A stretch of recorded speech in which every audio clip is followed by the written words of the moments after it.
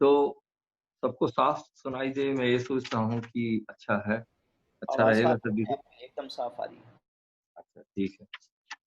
देखिए, मैं आपको ये आज प्रभु के एक छोटा-सा संदेश लेके आने की जो सोच रहा हूँ, उसमें ये है कि आपको प्रभु यीशु की महिमा और समझ में आए। प्रभु यीशु हमारे कितने महान हैं, ये आपको और भी अच्छे से समझ में आ जाए। इसके लिए मैं आपके को प्रभु के वचन में से कुछ बताऊँगा, कुछ बातें सरल करने की कोशिश करूँगा, जो हम लोग समझ सकें। देखिए, आज के हालात में ये क्या हो रहा है? बड़ी अजीब-सी बात है कि सारी दुनिया में लॉलेसनेस इतनी ज़्यादा है। लॉलेसनेस का मतलब है ये कानून और व्यवस्था के खिलाफ सभी लोग जाते हैं, कोई किसी की सुनता नहीं है। बंद करो तो बंद नहीं करते हैं, खोलो तो खोलते नहीं हैं, बाहर दंगे-फसाद होते रहते हैं।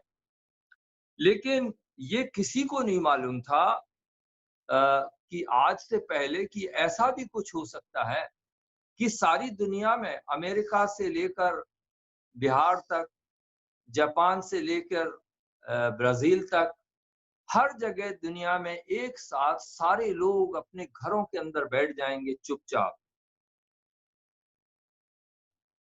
लोगों में कोई बगावत नहीं थी, सब लोग सुनने को तैयार थे। जो सरकार कहती है चुपचाप, जिसको कहते हैं भीगी बिल्ली की तरह या एकदम से बच्चे की तरह सबने मान लिया। आखिर आपको लगा कि ऐसा हुआ क्यों? लोग ऐसे इतने अनुशासित कैसे हो गए? जिनके पास रोटी नहीं थी, वो भूखे भी रहे लेकिन घर के अंदर रह गए वो। जिनके पास कपड़े नहीं थे, जिनके पास और भी मुश्किलात थी, वो भी अपने घर के अंदर बैठ गए। तो बाइबल में जो एक वचन मुझे याद आता था जो कुरिन्थियों में लिखा है वो ये है कि मनुष्य का सबसे बड़ा शत्रु है कौन आखिर?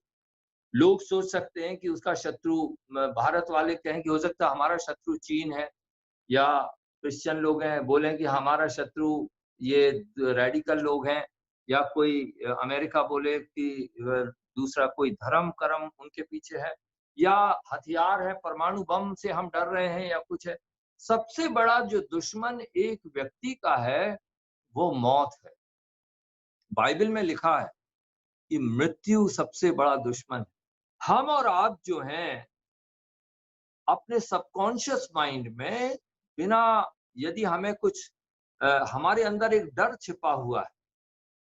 हम अपनी जान की परवाह कर रहे हैं, जान बचाना चाहते हैं। क्योंकि हम एकदम बिज़ी रहते हैं, हमारे सामने ऐसे कोई मौका नहीं आता है, मरने का मौका नहीं आता है या ऐसा मौका नहीं आता है जहाँ पे हमें लगे कि हम मर सकते हैं। लेकिन कोरोना वायरस के आने के बाद कुछ ऐसा लगने लगा सबको दुनिया में कि हाँ, ये मेरे साथ भी हो सकता है। चीन में लोग मर रहे हैं, सही बात है। इटली में लोग मर रहे हैं, सही बात है, लेकिन ये बात मेरे साथ भी हो सकती है। मैं यहाँ दुबई में बैठा हूँ, मैं भी घर के अंदर बैठा हूँ, आप जयपुर में घर के अंदर बैठे हैं, दिल्ली में लोग घर के अंदर बैठे हैं क्योंकि उनको एक ऐसी आशंका है कि वो मर सकते हैं। और गाँव में और भी बुरा हाल है क्योंकि गाँव में बेचारे बहुत से लोगों को इसके पीछे की साइंस भी नहीं मालूम है कि है क्या? कौन आ रहा है, किसको मारेगा, क्या करेगा? बड़ा कन्फ्यूज़न सा है कि किसको क्या समझाया जाए। तो हम देखते हैं कि वहाँ भी लोग डर गए क्योंकि डर क्या है? डर इस बात का कि हम मर सकते हैं। मृत्यु एक ऐसी चीज़ है जिससे सब कोई डरते हैं, लेकिन मृत्यु के ऊपर जय पाने वाला या मृत्यु के डर को मिटाने वाला यदि कोई रहा, तो वो प्रभु यीशु हैं, हमारे प्रभु यीशु हैं। जितने भी लोग इसके पहले आए, आज से जितने भी 5-6 हज़ार साल हो रहे हैं, तो 6,000 साल हो रहे हैं करीब, जो भी आया इससे पहले आपसे बड़ी-बड़ी बातें करके गया, आपसे बड़े प्रॉमिस करके गया, बड़े कह के गया कि हम ये कर देंगे, वो कर देंगे, तुम्हें बना देंगे, तुम्हारे हाथ में दुनिया दे देंगे, हैं? रोटी, कपड़ा, मकान का सॉल्यूशन कर देंगे। आज वो सब आपके पाँव के नीचे हैं। क्योंकि मौत एक ऐसी चीज़ है जिसने सबको हरा दिया है। मौत किसी को नहीं छोड़ती है, थोड़े दिन तक पीछा छोड़ देती फिर जाती। लेकिन अभी जो कोरोना वायरस का समय आया, तो हमें ना तो डर लग रहा है लड़ाई से, ना हमें लग रहा है डर टेररिस्ट से, ना हमें लग रहा है डर भूख का, ना हमें डर लग रहा है किसी भी चीज का, लेकिन हमें एक ही डर है, ये अनदेखी चीज, ये इनविजिबल सा जो वो है, वायरस है, कहीं मुझे लग ना जाए। यदि कहीं मेरे वो लंग्स तक पहुंच गया तो क्या होगा? और इसके साथ-साथ मेरी बीवी का क्या होगा? मेरे बच्चों का क्या होगा? हैं? मेरी पढ़ाई का क्या होगा? मेरी प्लानिंग प्लानिंग का क्या होगा जो मैंने सोच के आया था? ये सारी बातें हमको सताने लगती हैं और हम अपने घरों में बैठ जाते हैं। बहरहाल मैं आपको ये बताना चाहता हूँ कि जो प्रभु यीशु इस संसार में आए थे, उन्होंने आकर हमको जो जीवन दिया है, जो मौत के ऊपर मौत का जो भय था, उसको खत्म किया। हम लोग शायद मसीही हैं, विश्वासी हैं, लेकिन हम लोग शायद इसकी गंभीरता को कभी नहीं समझे। प्रभु यीशु के आने की गंभीरता को हम लोग समझे नहीं। उसके काम को किस लिए वो आया था, वो क्या ऑफर लेकर आया था, क्या लेकर आया था प्रभु यीशु, हैं? वो घूमने आया था दुनिया में, यहाँ पे आप लोग कैसे रह रहे हो, पढ़ाई-लिखाई ठीक चल रही, साइंस कैसी चल रही, इसलिए आया था क्या प्रभु यीशु? प्रभु यीशु आए क्यों इस संसार? उनको आने के लिए ज़रूरत क्या थी?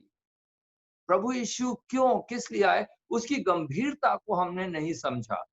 गंभीरता को इसलिए नहीं समझा कि हमारे चारों तरफ दुनिया में एक ऐसी मसीहत फैली हुई है, जो शायद हमें बाइबल में दिखती भी नहीं है। हम सोचते हैं कि ये जो कोरोना वायरस का जो एक ये कठिन समय आया है, ये शायद वो लोगों के लिए, इन लोगों के लिए, दुष्टों के लिए है, फलाने के लिए। लेकिन मेरी सोच ये है कि परमेश्वर मसीहियों को, हम जो क्रिश्चियन कहलाते हैं, हमारी जो घटी कमी है, हमारी जो हमारा जो अंधकार है, उसके में एक चेतावनी के रूप में ये आया है। हमें अंधकार से निकालने के लिए हमें एक मौका दिया गया है कि हम ये जाँच करें कि हम किधर हैं। आज की तारीख में बड़े-बड़े मेगा चर्चेस चलते हैं, जैसे फुटबॉल का मैच चल रहा हो, हाँ? क्रिकेट का मैच चल रहा हो, आईपीएल मैच चल रहा हो, इस तरह के चर्च चलते हैं। बड़ी जगह में सर्कस जैसा काम होता है। कई जगह जादूगर लोग अपने जादू दिखाते रहते हैं। हर जगह कोई कहता है कि बस दुनिया ले लो, दुनिया में बड़े बनो, दुनिया तुम्हें मिलेगी, प्रभु यीशु कंगाल बन गए, अब तुम बड़े बनते जाओ। इस तरह की बातों ने ऐसा हमारा माहौल कर दिया कि अब हमें लगा कि जीवन जीने की ज़रूरत नहीं है। प्रभु यीशु हमें सब दे रहे हैं, दे के जा रहे हैं, यही उन्होंने सोचा। प्रभु यीशु के जो चेले थे, प्रभु यीशु के मरने के बाद, जिंदा होने के बाद, जीवित होने के बाद वो 40 दिन तक प्रभु यीशु उनको दिखाई देते रहे और दिखाई देने के बाद वो उसे परमेश्वर की राज्य की बात बताने लगे। प्रेरितों के काम पहले अध्याय में लिखा है, चेले पूछने लगे कि सर ऐसा है कि अब हमारी सरकार कब बनेगी? उनका ये कहना था कि अब इस्राएल का जो राज्य है वो वापस कब आएगा? कहने का मतलब प्रभु यीशु के साथ रहने के बाद भी उन्हें ये समझ में नहीं आ रहा था कि हमारा ये संसार में हम इस संसार के नहीं हैं। प्रभु यीशु यदि यहाँ पर आए थे तो हमें संसार से निकालने के लिए आए थे। हमें वो जीवन देने के लिए आए थे जो शाश्वत जीवन है, सनातन का जीवन है, वो देने के लिए हमें आए थे। हम सोच रहे थे कि प्रभु यीशु हमें इस जीवन में कुछ बनाने के लिए आए थे। देखिए, मैं आपको बताना चाहता हूँ सबसे पहले कि प्रभु यीशु लेकर क्या आए। प्रभु यीशु के पास ऑफर क्या है? यूहन्ना की किताब उसके पहले अध्याय में यदि हम देखते हैं तो पहले अध्याय के 1 से 1:17 में लिखा हुआ है, यहाँ पर लिखा हुआ है 1:17 में कि जो व्यवस्था थी वो तो मूसा के द्वारा आई, लेकिन अनुग्रह और सच्चाई यीशु मसीह के द्वारा पहुंची। तो देखिए, ये समझने वाली बात है कि प्रभु यीशु आखिर लेकर क्या आए हैं। ये एक छोटा सा वचन है जिसमें लिखा है व्यवस्था जो है वो मूसा के द्वारा आई और प्रभु यीशु के द्वारा अनुग्रह और सच्चाई आई है। मैं छोटी-छोटी कुछ बातों को आपको समझाना चाहूंगा जिससे कि आपको ये सब चीज क्लियर हो गई। प्रभु यीशु का नाम क्या था? आज से 2020 साल पहले जब प्रभु यीशु आए तो उनका नाम रखा गया क्या? यीशु। तो यीशु 2020 साल पुराने तो नहीं है, वो तो सनातन है, हमेशा के हैं। तो यहाँ आने के पहले उनका क्या नाम था? कोई नाम था उनका? उनका नाम था, वहां पे पहले अध्याय में, यूहन्ना के पहले अध्याय में लिखा है, उनका नाम था वचन। अब ये वचन कोई नाम होता है क्या? नाम का मतलब होता है, नाम का भी एक सृष्टि होती है। जो आपका नाम रखा गया है, आपके नाम की कोई अर्थ होता है, सही है ना? प्रभु यीशु जब इस संसार में आए तो उनका नाम यीशु का मतलब है वो जो हमें पाप से उद्धार करेगा। प्रभु यीशु का नाम एक परिभाषा है, वो क्या करेगा ये करके है। इसी तरह उसका जो यहाँ संसार में आने के पहले जो नाम था वो था वचन। वचन जो था उसकी शुरुआत नहीं होती है, उसका अंत नहीं होता है, इसलिए उसका वो नाम है। वचन देहधारी हुआ और हमारे बीच में आ गया। हमने देखा अनुग्रह और सच्चाई लेकर आया है। तो जब प्रभु यीशु आए तो उनको क्या स्वीकार किया गया? आज की तारीख में चाहे आपका जयपुर हो, राजस्थान हो, चाहे हमारा घर हो, कहीं भी दिल्ली हो, क्या आज भी प्रभु यीशु की पहचान लोग कर रहे हैं? यूहन्ना की किताब पहले अध्याय के 5 में लिखा है, ज्योति अंधकार में चमकती, अंधकार ने उसे स्वीकार नहीं किया। प्रभु यीशु जब इस संसार में आए तो लोगों ने उनको माला नहीं पहनाई, लोगों ने तालियां नहीं बजाई, उनके नगाड़े बजा के रास्ते में जुलूस नहीं निकाला उनका। अंधकार ने उसको स्वीकार नहीं किया, ग्रहण नहीं किया।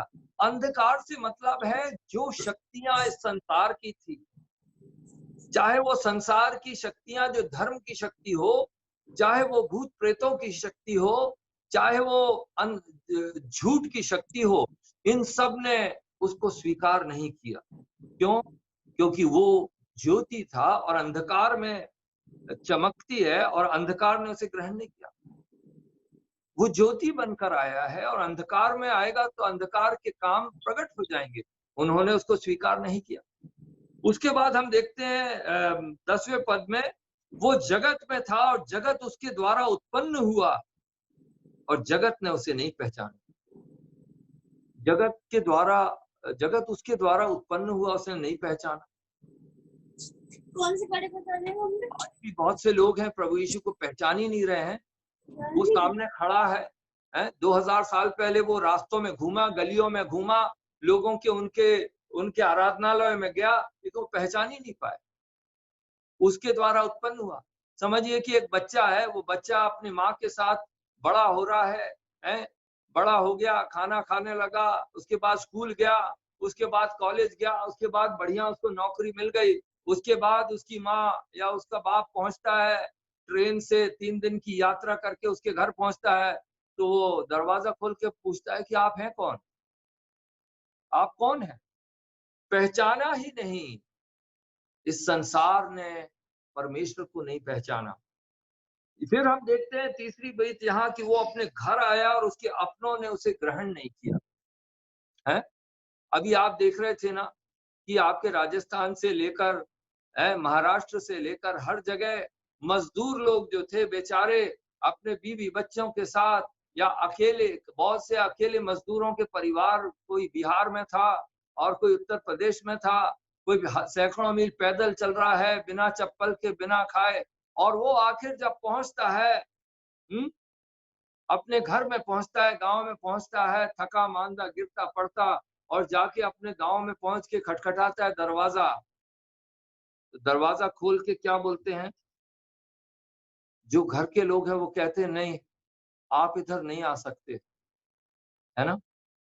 आप नहीं आओ भाई, आप कौन हो? आप चले जाओ, हम लोग यहाँ पर ठीक हैं। और दरवाजा बंद कर लेते हैं, कैसा लगेगा? यही बात लिखी है, वो अपने घर आया, अपनों के पास आया और उन्होंने उसको ग्रहण नहीं किया। प्रभु यीशु की कहानी जो है वो तिरस्कार की कहानी है। उसकी बातों को उसको किसी ने स्वीकार करने की कोशिश नहीं की, उसे उसको समझने की कोशिश नहीं की।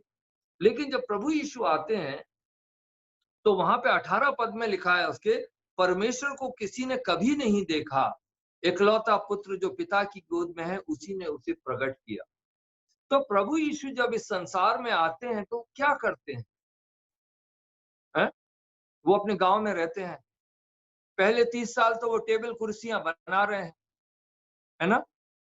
लेकिन यहाँ पे रखा है कि परमेश्वर को तो किसी ने नहीं देखा, सच बात है, हमने नहीं देखा, किसी ने नहीं देखा है, लेकिन प्रभु यीशु ने उसको प्रकट किया। कैसे प्रकट किया होगा? वहां पे 14 पद में लिखा है कि वचन देहधारी हुआ, अनुग्रह और सच्चाई से परिपूर्ण होकर हमारे बीच में डेरा किया और हमने उसकी ऐसी महिमा देखी जैसे पिता के इकलौते की महिमा। उसने हमारे बीच में डेरा किया, वो हमारे गांव में रहा, हमारी बस्ती में रहता था, वो हमारी शादियों में आया, वो हमारे पड़ोस में रास्ते से गुजरता था और वहां पर लिखा है कि हमने उसकी ऐसी महिमा देखी जैसे पिता के इकलौते पुत्र की। इसका मतलब है जब प्रभु यीशु मसीह इस संसार में थे तो उनकी महिमा दिखती थी। वो उनके साथ रोटी खाता था, उनसे प्रेम करता था, जो भी करता हो प्रभु उसने परमेश्वर को जाहिर किया। परमेश्वर उसके पिता उसके द्वारा प्रकट हुआ। तो यहाँ पे एक जो खास बात मैं आपके सामने रखना चाहता हूं वो ये है कि आखिर यूहन्ना ये क्या बता रहा है 17 पद में कि व्यवस्था मूसा के साथ आई लेकिन प्रभु यीशु अनुग्रह और सच्चाई लेकर आए। आपको मालूम है कि जो बाइबल है वो 2 भागों में बटा हुआ है। एक है पुराना नियम और एक नया नियम। पुराने नियम की कई किताबें, शुरू की किताबें, 5 किताबें वगैरह वो मूसा ने लिखी है। और जो पुराना नियम है, जब प्रभु यीशु आए इस संसार में तो उस समय नया नियम नहीं था। जो नया नियम लिखा गया वो प्रभु यीशु के आने के बाद था। लोगों के पास बस एक ही थी, व्यवस्था थी, भजन संहिता था, इस तरह की कुछ इतिहास की किताबें थी उनके पास। और उनके पास क्या था? मूसा की किताब, मूसा के नियम थे। तो वो लोग क्या, प्रभु यहाँ पे क्या लिखा है? मूसा के जो व्यवस्था है उनके पास थी। जब प्रभु यीशु आए तो वो क्या लेकर आए? अनुग्रह और सच्चाई लेकर आए। इसका मतलब है पुराना नियम, ये जो एक वर्ष है, जो यूहन्ना 1:17 है, वो आपकी पूरी बाइबल है। यूहन्ना 1:17 जो है वो पूरी बाइबल आपके सामने है, एक पद में लिखी हुई है। उसमें ये लिखा है कि मूसा की जो किताबें हैं या पुराना नियम है वो व्यवस्था है, वो नियम बता रहा है। लेकिन जो अनुग्रह और सच्चाई है वो प्रभु यीशु के पास। मैं इसको आपको समझाना चाहता हूं इस तरह कि व्यवस्था है क्या। व्यवस्था का मतलब मैं समझाना आपको चाहता हूं जैसे कानून है, लॉ जिसको बोलते हैं। यहूदी लोग उस लॉ को बार बार पढ़ते थे, बार बार पढ़ते थे और सोचते थे कि उनको पढ़ने के द्वारा वो कुछ बन जाएंगे।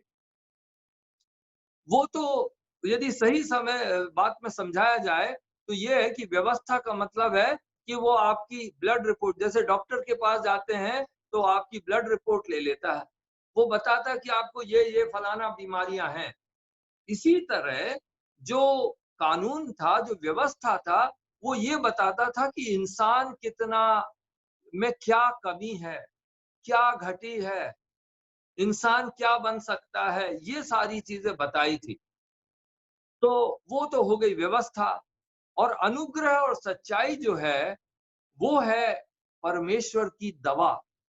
कि जो व्यवस्था बता रही है कि इंसान ये नहीं कर सकता है, जो 10 आज्ञाएं भी लिखी हुई है कि तू चोरी नहीं करना, तू व्यभिचार नहीं करना, तू परमेश्वर का नाम व्यर्थ ना लेना है, तू हत्या नहीं करना, दूसरे के घर बीवी को मत देखना, लालच नहीं करना, ये सारी चीजें जो लिखी हैं ये इंसान की बीमारी है, लेकिन इस बीमारी की दवा क्या है? अनुग्रह और सच्चाई। ना प्रभु यीशु कुछ ऐसी चीज लेकर आए हैं जिससे मूसा जो कुछ नहीं कर पा रहा था, उसे अब क्या किया जा सकता? अनुग्रह और सच्चाई। मैं आपको ये बताना चाहता हूं कि पुराने नियम में और नए नियम में जो फर्क है वो क्या है। पुराना नियम जो व्यवस्था है, व्यवस्था का मतलब है कि तुम्हारी बीमारियों को बताना, तुम्हारे पाप को बताना। जैसे मैंने बताया, आपके सामने अभी गिनाया, जो आपकी बीमारी है, जो गुनाह है, उसकी गिनती आपके सामने करा दी मैंने। लेकिन इसका उपाय क्या है? मदद क्या होगी? वहां पे यहूदी लोग साल में एक बार जाके कुर्बानी चढ़ाते थे, परमेश्वर के पास जाके अपने पापों के लिए तौबा करके जो करते थे, उसके द्वारा वो लोग क्या बोलते थे कि हमारे जो है गुनाह को माफ किया जा सकते। हमने गुनाह किया है, हम पापी हैं, हमें आप बचा लीजिए। तो परमेश्वर क्या करता था? कृपा करता था, उनको माफ करता था और उनको हिदायत देता था कि कैसा जीवन जीना चाहिए।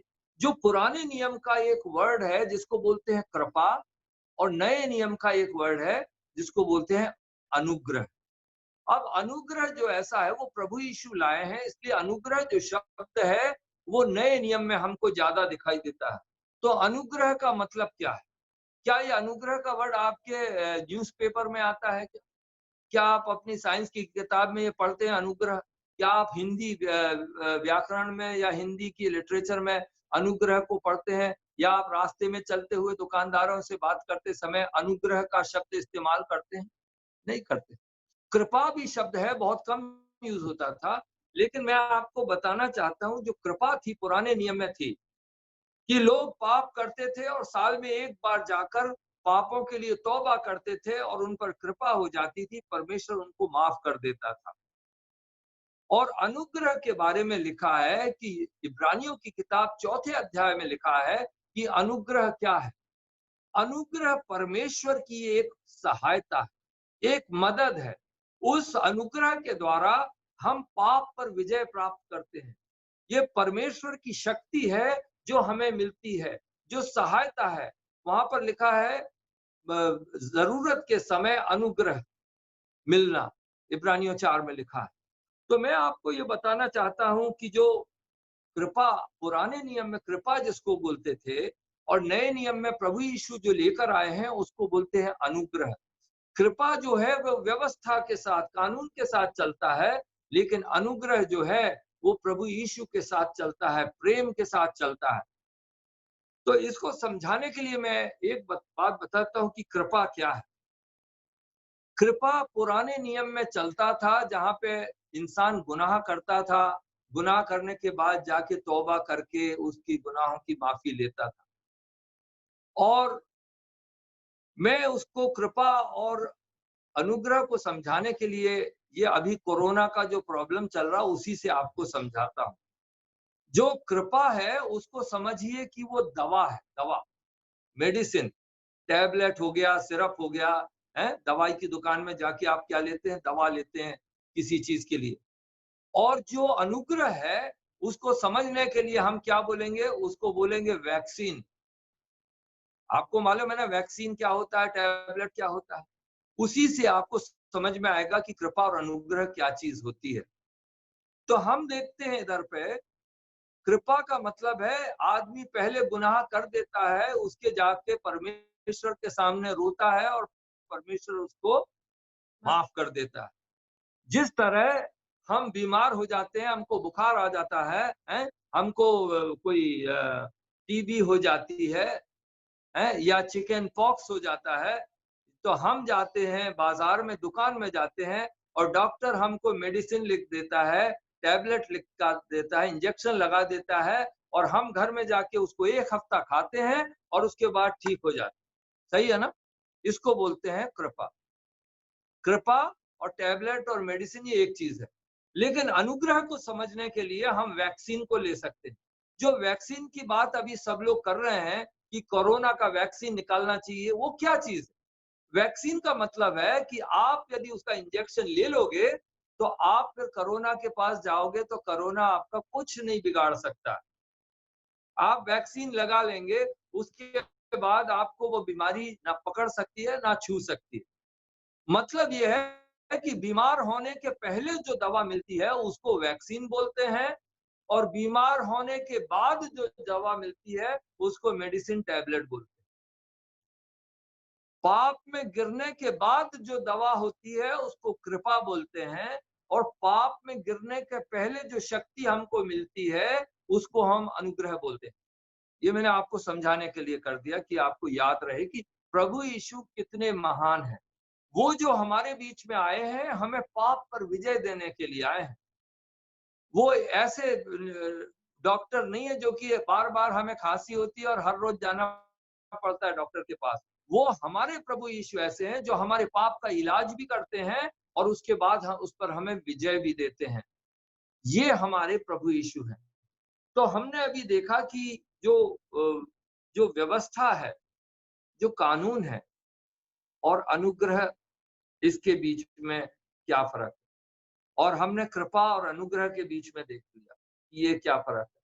तो मैं चाहता हूँ कि आप इस बात को जानें कि प्रभु यीशु जो है, हमें कानून और कायदे के बीच में घुमाने के लिए नहीं आया था, लेकिन हमारे ऊपर अनुग्रह लेकर आया, जो कि प्रेम के द्वारा प्रकट हुआ।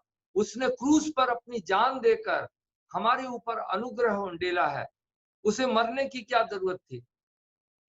जब वो इस संसार में आया तो मैंने आपको शुरू से ही बता दिया, लोगों ने उसका विरोध किया था, हर जगह विरोध किया था। अभी मैं आपको एक आगे के चैप्टर लेकर जाऊँगा, लेकिन मैं आपको बताना चाहता हूँ कि प्रभु यीशु जब इस संसार में आए थे, तो हमारे पास अनुग्रह लेकर आए थे, यानी हमारी मदद। वो अनुग्रह मात्र क्षमा नहीं थी, क्षमा तो पहले भी मिलती थी, लेकिन प्रभु जब यीशु आए तो अनुग्रह और सच्चाई लेकर आए। इसका मतलब वो हमारा परमानेंट इलाज करने के लिए आए थे, पाप पर विजय देने के लिए आए थे। जब वो क्रूस पर मर रहे थे, वो क्रूस पर मरने के लिए आए थे इस संसार में। आप क्या सोचते हैं, क्या वहां के धार्मिक लोगों ने प्रभु यीशु को कबूल किया था? यूहन्ना की किताब 7 में आप पढ़ सकते हैं, प्रभु यीशु का विरोध हर जगह हुआ था। लोगों ने जब वो सब्त के दिन वो उनके आराधनालय में जाता था, लोगों को, बीमारों को ठीक करता था, तो उन्होंने कहा कि ये हमारे रीति रिवाजों को तोड़ रहा है। जब वो पापियों के साथ रोटी खाता था, उनसे प्रेम से बात करता था, तो कहते थे कि ये पापियों का मित्र है। जब वो कुएं पर बैठकर अछूत लोगों से बातें करता था, उनके हाथ की रोटी और पानी पीता था, तो ये लोग कहते थे ये हमारा जो जातिवाद है इसके खिलाफ कर रहे हैं। जब वो बातें करता था, जब कहता था कि स्वर्ग का परमेश्वर जो है, वो कहता है कि हमारे दिल में यदि हम सोचेंगे तो पाप है। तुम कहते हो कि हत्या पाप है, लेकिन स्वर्ग का परमेश्वर कहता है कि यदि तुम क्रोध करते हो तो वो पाप है। तुमने सुना है कि व्यभिचार करना पाप है, लेकिन मैं कहता हूं कि तुम्हारी आंखें बुरी होंगी, तुम्हारा दिल बुरा होगा, तो तुमने व्यभिचार कर दिया। जब उसने ये बातें कही, तो उन्होंने कहा कि ये तो कोई नया धर्म लेकर आया है, ये तो हमारे कानून कायदे को तोड़ने आया है, ये तो मूसा की व्यवस्था को तोड़ने आया है। वो उसको पकड़ने की कोशिश करते रहे, वो उसे मारने के लिए पकड़ना चाहते थे, उसकी खिलाफत बगावत कर रहे थे। आप क्या सोचते हैं, प्रभु यीशु को किसने पकड़ा होगा? प्रभु यीशु को पकड़ने वाले क्या किसान थे? प्रभु यीशु को पकड़ने वाले क्या मजदूर थे जो आ रहे थे, रास्ते में चल रहे थे? प्रभु यीशु को पकड़ने वाले क्या आपके वो शराब के ठेके वाले थे, जिन्होंने कहा कि हमारा बिजनेस रोक लेगा ये? प्रभु यीशु को पकड़ने की सारी जो साजिश थी, जो पूरी प्लानिंग थी, वो यरूशलेम के सबसे बड़े मंदिर के बीच में, सबसे बड़े मंदिर का जो कॉन्फ्रेंस रूम था, उनका सबसे बड़ा जो महायाजक था कैफा, उसकी चेयरमैनशिप में सारी बातें हुई कि हमें इसको पकड़ना पड़ेगा, हमें इसको मारना पड़ेगा। प्रभु यीशु को मारने की साजिश की, प्रभु यीशु को उन्होंने क्रूस पर चढ़ा दिया। देखिए, मैं आपको आज जो बता रहा हूं वो इसका यही मतलब है कि प्रभु यीशु हमारे कितने महान हैं। उनकी उनकी महिमा को हमें देखना है। वहां पर हम देखते हैं 12 अध्याय यूहन्ना में यदि जाए तो वहां हम देखते हैं कि वो लोग लाजरस को जिसको जिंदा किया था, उसको भी मारना चाहते थे, और वो प्रभु यीशु को भी मारना चाहते थे। क्या कारण था? उन्होंने कहा यदि हम इसको मार देंगे तो इसकी जो सोच विचार और जो विश्वास लोगों का इस पर आ रहा है वो खत्म हो जाएगा। वहां पर वो कहते हैं हमें इसको मारना चाहिए। प्रभु यीशु उसी अध्याय में कहते हैं, 12 अध्याय में, यदि तुम मुझे क्रूस पर चढ़ा दोगे, यदि तुम मुझे ऊपर चढ़ा दोगे, यदि मैं मर जाऊंगा तो मैं लोगों को अपनी ओर आकर्षित करूंगा। यदि मैं ऊपर चढ़ाया जाऊंगा तब मेरी महिमा होगी। ये कैसे होगा भाई? वो कहता है यदि गेहूं का दाना नीचे गिर जाएगा और मरेगा तो बहुत फल लाएगा। प्रभु यीशु कहते हैं मेरी महिमा तब होगी जब मैं मर जाऊंगा। क्यों? जब वो क्रूस पर ऊपर लटका रहेगा तब लोग देखेंगे कि इसकी महिमा क्या है, इसका प्रेम क्या है, इसकी सच्चाई क्या है, ये क्यों मददगार है हमारा। जिस तरह पहला कुरिन्थी 13:13 में लिखा हुआ है कि विश्वास बड़ी चीज है, बहुत उत्तम है, आशा बहुत बड़ा उत्तम चीज है और प्रेम भी उत्तम है, लेकिन तीनों में सबसे बड़ा प्रेम है। क्यों? विश्वास आपके दिल में है, वो बाहर दिखाई नहीं देता है, और आशा भी आपके दिल में है जो कि बाहर नहीं दिखाई देती है, लेकिन प्रेम जो है वो दूर से दिखाई भी देता है और यदि नजदीक आएंगे तो उसका अनुभव भी किया जा सकता है। ये आग की तरह है जो दूर से दिखाई भी देती है, लेकिन नजदीक आने से उसका अनुभव भी किया जा सकता है। हमारे प्रभु यीशु का प्रेम का अनुभव हम अपने जीवन में कर सकते हैं। जब हम उसके क्रूस पर देखते हैं तो हमें उसका प्रेम दिखाई देता है कि वो दुश्मन के लिए भी अपनी जान देने को तैयार है। दोस्तों के लिए तो सब जान दे देते हैं, लेकिन दुश्मन के लिए कौन जान देगा? जब प्रभु यीशु को गतसमने के बाग में वो पकड़ने आए तो अंधेरे में तलवारें चल गई और एक आदमी का कान कट गया। प्रभु यीशु ने अपने आप को बचाने की कोशिश नहीं की। प्रभु ने अपने चेलों की तरफ देखने की कोशिश नहीं की। प्रभु ने ये नहीं देखा कि कौन क्या कर रहा है, क्या मुझे मारेगा या पकड़ेगा। उसकी नजर सीधे उसी व्यक्ति के पास गई जिसका कान से खून बह रहा था। वो सीधे वहां गया और उसने उसको छूकर शुद्ध कर दिया, ठीक कर दिया। दुश्मन से प्यार करना, वहां पर भी जो उसे पकड़ने आया था उसके जख्म को ठीक करना, इससे बड़ा प्रेम कहाँ होगा? प्रभु यीशु की मृत्यु उसकी महिमा को दिखाती है। उसका प्रेम जो है वो नजर आता है क्रूस पर। लोग कहते हैं ये बेगुनाह होकर माफ कैसे कर रहा है, ये हमारे जैसे गुनहगारों को क्षमा वहां से क्यों कर रहा है। जब उसकी महिमा हम देखते हैं तब प्रभु यीशु को हम पहचानने लगते हैं। प्रभु यीशु कानून लेकर नहीं आए थे। प्रभु यीशु आपको हथकड़ी पहनाने के लिए नहीं आए थे। प्रभु यीशु आपको जेल में डालने के लिए नहीं आए थे। प्रभु आपको दंड की आज्ञा देने नहीं आए थे, लेकिन आपकी बीमारी का इलाज करने आए थे। मौत जो सबसे ज्यादा लोगों को डरा रही है, अभी कोरोना के कारण हम सब घर के अंदर घुस गए हैं। डाकू भी अंदर घुसा हुआ है, चोर भी घर के अंदर बैठा हुआ है, बड़ा जो दुश्मन है वो भी बैठा हुआ है। सब लोग घर के अंदर क्यों बैठे हैं? क्योंकि उनको अपनी जान से प्रेम है, मृत्यु से बचना चाहते हैं। वो प्रभु यीशु अनुग्रह और सच्चाई लेकर आए हैं। वो हमारे पास दंड नहीं लाए हैं, दंड का इलाज लेकर आए हैं, अनुग्रह और सच्चाई। चलिए मैं आपको इसका एक उदाहरण देके समाप्त कर दूंगा कि यह अनुग्रह आपको समझ में आ जाएगा अच्छे से कि मूसा क्या बोल रहा था और अनुग्रह क्या होता है। इसी यूहन्ना की किताब में उसके 8वें अध्याय में आपको मैं लेकर चलता हूँ। यूहन्ना की किताब 8वें अध्याय में क्या होता है कि प्रभु यीशु यरूशलेम में आए हुए हैं।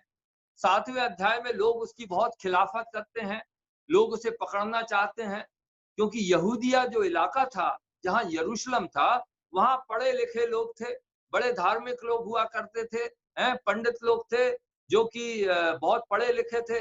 प्रभु यीशु गलील में भी रहता था जो ऊपर का इलाका था, और यहूदिया का इलाका नीचे था। जैसे आपका राजस्थान नीचे है, और उसके ऊपर दूसरा पंजाब आता है समझो। तो इस तरह से गलील का इलाका ऊपर का था और यहूदिया का इलाका नीचे था। उस यहूदिया के इलाके में यरूशलेम था। प्रभु यीशु बार बार जब भी यरूशलेम आए तो उनको वहां पर रहने की जगह नहीं मिली। मैंने आज तक नहीं देखा कि प्रभु यीशु रात को यरूशलेम में सो गए। वो गांव के ऊपर बैतलहम के, नासरत के, कफरनहूम के रहने वाले थे, बीच-बीच में आते थे। जब भी वो यरूशलेम आए तो लोगों ने उनकी खिलाफत की। जो शास्त्री फरीसी होते थे वो उसके पीछे पड़ जाते थे, उसको काटने की कोशिश करते थे, उसको पकड़ने की कोशिश करते थे। उनके बारे में ज्यादा पढ़ना है आपको तो यूहन्ना की किताब में पढ़ना पड़ेगा। यूहन्ना की किताब में जो बातें लिखी हैं वो और जगह नहीं लिखी हैं, क्योंकि वहां की बातें जो हैं वो यरूशलेम और यहूदिया के इलाके में होती हैं। तो 7वें अध्याय में हम देखते हैं कि रात को 7वें अध्याय के 53वें पद में लिखा है कि सब लोग अपने अपने घर चले गए। और 8 की शुरू में लिखा है, परंतु यीशु जैतून के पहाड़ पर गया। पहाड़ पर क्यों गया वो? क्या पहाड़ पे ठंडी हवा बह रही थी इसलिए गया?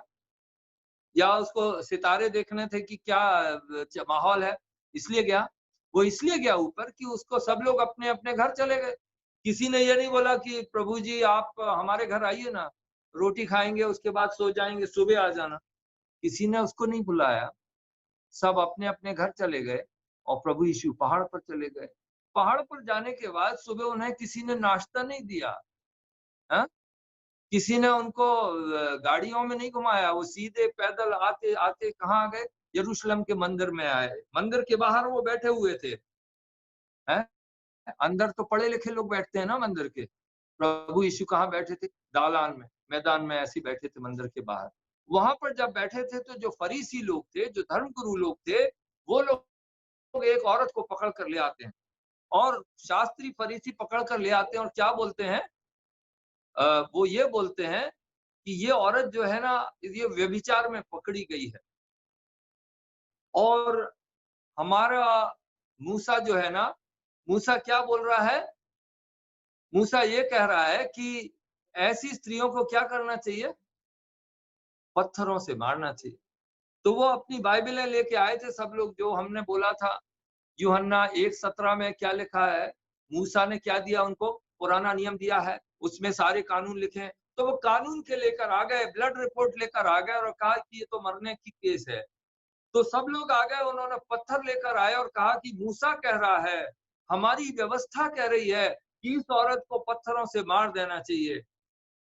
आपका क्या ख्याल है? अब आपको यूहन्ना 1:17 याद आ रहा है ना? प्रभु यीशु के हाथ में व्यवस्था नहीं थी, प्रभु यीशु के हाथ में अनुग्रह और सच्चाई थी। तो बार-बार पूछते रहे वो कि क्या करना चाहिए, प्रभु यीशु बैठे रहे। फिर वो जमीन पर कुछ लिखने लगे, है ना? जमीन पे मिट्टी पर लिखने लगे। प्रभु यीशु ने कोई किताब तो नहीं लिखी ना? कभी हम आपने देखा कि बाइबल की कोई किताब प्रभु यीशु ने लिखी हो या कोई नई किताब लिखी हो, वो लिख कर गए, है ना? मैंने बाइबल पढ़ी तो मुझे कहीं नहीं दिखाई दिया कि प्रभु यीशु कहीं लिख रहे हैं कुछ। लेकिन यहाँ पे मुझे पहली बार दिखाई दिया, अरे प्रभु यीशु भी लिखते हैं। कहाँ लिख रहे थे? जमीन पर। मिट्टी पे वो लिखने लगे, तो लिखते रहे तो अभी पता नहीं क्या लिख रहे थे। कई बार मैंने इसके बारे में भी सोचा कि आखिर वो लिख क्या रहे होंगे। मैंने इस पे भी लेख लिखा है, कभी आप मेरे फेसबुक में जाके मेरे लेख पढ़ा करें, आपको कई चीजें मालूम पड़ जाएगी। लेकिन प्रभु यीशु जमीन पे लिख रहे। पहले लोगों ने बोला था 7वें अध्याय में, ये उसके बारे में क्या बोला था? अरे ये अनपढ़ आदमी है, क्या ये पढ़ सकता है क्या? ये क्या जानता है कुछ का? ये पढ़ा लिखा नहीं है, इस तरह की बातें करी थी। लेकिन यहाँ पर हम देखते हैं 8वें अध्याय में प्रभु यीशु जमीन पर कुछ लिख रहे हैं। फिर भी वो पूछते हैं, तब प्रभु यीशु क्या बोलते हैं उसके बाद? तुम में जो बेगुनाह है वो पहला पत्थर मारे। सही है? यदि तुम्हारा मूसा कहता है, यदि तुम्हारी व्यवस्था कहती है कि इसे मारो तो मारो, लेकिन मारने के पहले एक कंडीशन तो है, तुम में जो बेगुनाह है वो पहला पत्थर मारे। वो लोग छोड़कर चले जाते हैं सब लोग। परमेश्वर की उंगलियों के निशान मैंने 3 जगह देखे। पहले तो उसकी उंगली जब चली एक जगह तो वो सीनाई के पहाड़ पर चली, पत्थरों पर परमेश्वर की उंगली लिखने लगी। वहां पर उसने आज्ञाएं लिखी, उसने मनुष्य के हालात को लिखा कि मनुष्य की हालात क्या है। उसने उसकी व्यवस्था दिखाई और व्यवस्था का मतलब है जो जो व्यवस्था में लिखा है वो सब हम तोड़ते हैं। हम यदि वो प्रैक्टिकली नहीं तोड़ते हैं तो हमारे दिल और दिमाग में हर दिन तोड़ते हैं। हमारी ब्लड रिपोर्ट लिखी हुई थी कहाँ पर? सीनाई के पहाड़ पर मूसा को जब वो दे रहा था, तब परमेश्वर की उंगलियां चली। दूसरी बार मैंने फिर उंगली चलते देखा था, लेकिन वो कहाँ देखा था? आज से 2600 साल पहले करीब बेबीलोन के महल में मैंने देखा कि बेलशस्सर राजा तो था, वो शराब पी रहा था, परमेश्वर के खिलाफ बातें कर रहा था, अपने भगवानों की बड़ाई करता हुआ परमेश्वर के मंदिर के जो चोरी करके वो नबूकदनेस्सर जो बर्तन लेकर आया था, उसमें शराब पी रहा था। इतने में आधी रात को देखते हैं कि दीवार के ऊपर एक उंगली चलने लगती है और वो उंगली चलकर बस ये कहती है कि तुम्हें नापा गया है और तुम्हारी ना तुम कम निकले हो और इसलिए तुम्हारा राज्य आज खत्म कर दिया जाएगा। उसी रात को फारस का राजा दारा जो था, वो रात को महल के अंदर आ गया और उसने उसका गला काट दिया। बार बार मुझे जब भी उंगली चलती है तो मुझे लगता है कि कोई ना कोई उंगली ये दिखा रही है कि तुम हो तो निकम्मे, लेकिन तुम बड़ी बात कर रहे हो। मुझे ऐसा लगता है वो मनुष्य की जो बगावत है उसके खिलाफ लिखा जाता है, उसके खिलाफ एक कंडेमनेशन लिखा जाता है। इसी तरह मुझे लगा ये प्रभु यीशु क्या लिख रहे होंगे जमीन पे, वो भी मिट्टी पे उंगली से। मेरे ख्याल से वो भी वहीं पे यही लिख रहे होंगे। हमारे गुनाहों की एक एक तस्वीर लिख रहे होंगे, एक एक गुनाह सामने लिख रहे होंगे कि ये देखो तुम्हारा हाल तो ये है, और तुम हो तो गुनहगार, तुम हो तो निकम्मे, लेकिन आए हो पत्थर लेके। मारो पत्थर, अच्छा है मारो, यदि तुम्हारा मूसा कहता है, यदि तुम्हारी किताब कहती है तो मारो। लेकिन उनका जो मरा हुआ विवेक था वो जागृत हुआ और वो वहां से भाग गए। प्रभु यीशु ने उस औरत को माफ कर दिया। कहा कहाँ गए वो लोग जो तुम्हें दंड देने वाले थे? उसने कहा किसी ने नहीं किया। उसने कहा तुम भी जाओ और गुनाह मत करना। ये मैंने आपको क्या अंतर दिखाया है? प्रभु यीशु में और मूसा के में अंतर दिखाया है। यदि मूसा उधर खड़ा होता तो उस दिन वो औरत मर ही जाती, लहूलुहान हो जाती, वो मर जाती, खत्म हो जाती। उसके बीवी बच्चे रोते रहते और उसको बचाने वाला कोई नहीं होता। लेकिन क्योंकि उस दिन उसका ये सौभाग्य था कि वहां पर और कोई नहीं, प्रभु यीशु बैठे हुए थे, जो केवल इसलिए आए थे कि लोगों को मौत से किस तरह बचाया जाए। अनुग्रह और सच्चाई का जो वास्तविक अर्थ है, उसको दिखाने के लिए मंदिर के बाहर की मिट्टी पे बैठा हुआ आदमी एक लिख रहा है। और क्योंकि वो वहां पर था, अनुग्रह और सच्चाई वहां पर उसके पास आया, प्रेम आया, इसलिए वो औरत बच गई। भाइयों बहनों, कोरोना का डर क्या है? कुछ नहीं, मौत का डर है।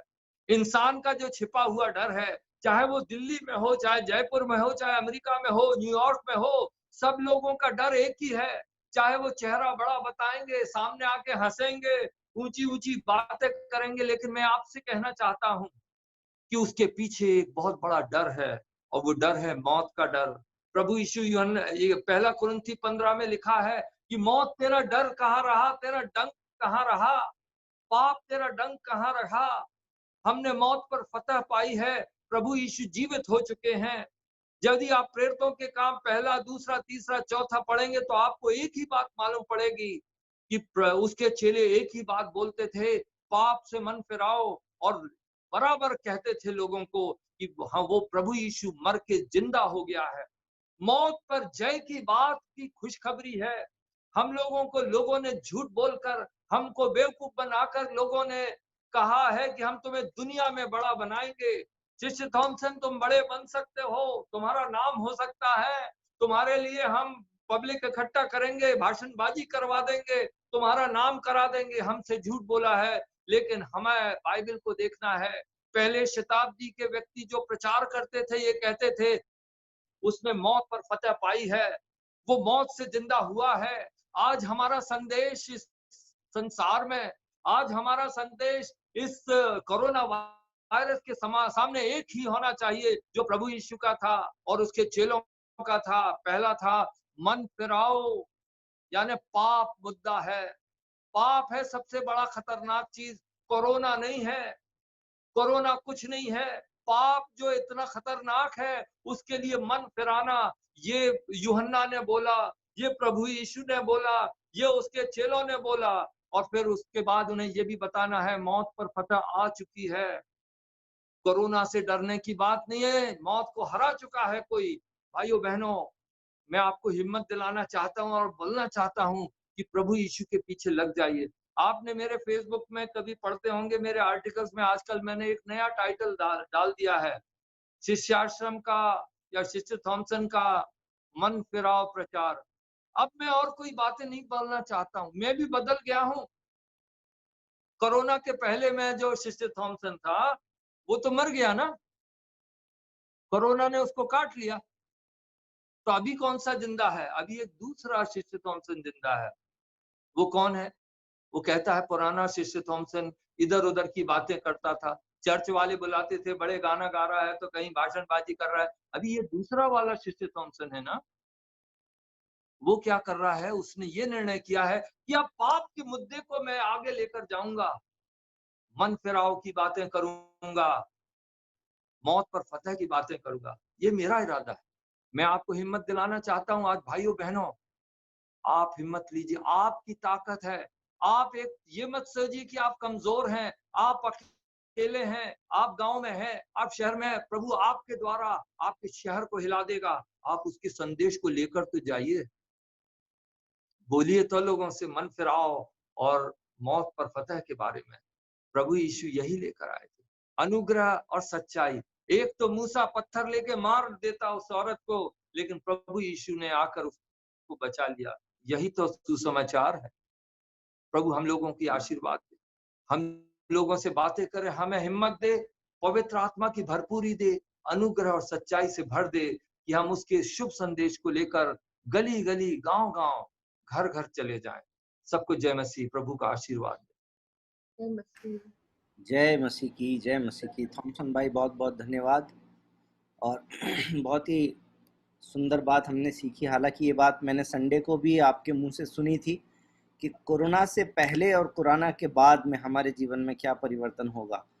कोरोना जो है ये एक बदलाव के लिए, और मैं भी ऐसा समझता हूँ, बीते दिनों में मैंने भी इस बारे में बात की कि परमेश्वर कोई भी काम बिना किसी मकसद के नहीं करते हैं।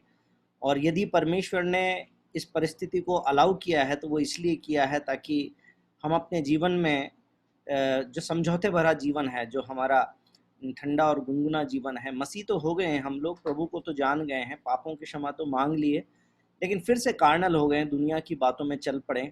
तो ये प्रभु ने हमारे लिए एक इस प्रकार की एक आवाज़ भेजी है कि जिसको सुनकर हम फिर से अपने मनों को तैयार करें और प्रभु के आगमन के लिए अपने आप को तैयार करें, बदल जाएं। तो परमेश्वर का पवित्र आत्मा आपके द्वारा भी यही बात हमको सिखा रहा है, इसलिए हम धन्यवाद करते हैं। और मैं विश्वास करता हूँ हम लोग प्रैक्टिकली सीखते हैं। ये बाइबल स्टडी का दिन होता है हमारा, बुधवार और शनिवार का, तो हम प्रैक्टिकल बातें सीखते हैं। और आज का वचन भी बड़ा प्रैक्टिकल है। और मैं चाहता हूँ जितने भी हमारे इस फीड को चाहे फेसबुक पे सुन रहे हैं, चाहे जूम पे हम लोग जो भाई बहन जुड़े हुए हैं, इस बारे में थोड़ी देर विचार करें। यहाँ पर ही नहीं, अपने घरों पे विचार करें। जैसे थॉमसन भाई ने बोला कि पहले जीवन कैसा था और अब कैसा हो गया, क्या जीवन बदल जाएगा? क्या कोरोना के आने के बाद में ये जो हमको थोड़ा बहुत समय मिल गया था कि अपने घरों में बैठ जाएं, कहीं काम पे नहीं जाना, कहीं नहीं जाना, इस समय का क्या हमने इस्तेमाल किया है?